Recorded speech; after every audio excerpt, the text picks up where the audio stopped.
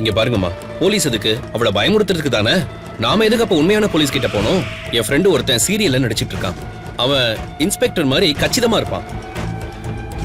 அவனை யூனிஃபார்மா வாடகைக்கு எடுத்துட்டு வர சொல்லி இன்ஸ்பெக்டரா ரெடி பண்ணி கூட்டிட்டு போயிடுவோம்.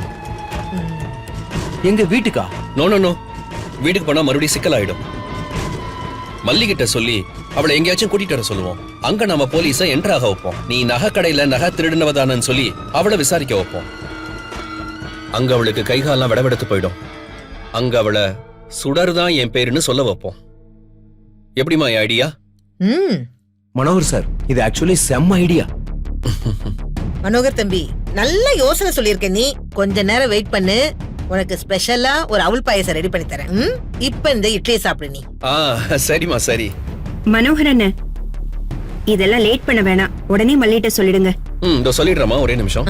போடு.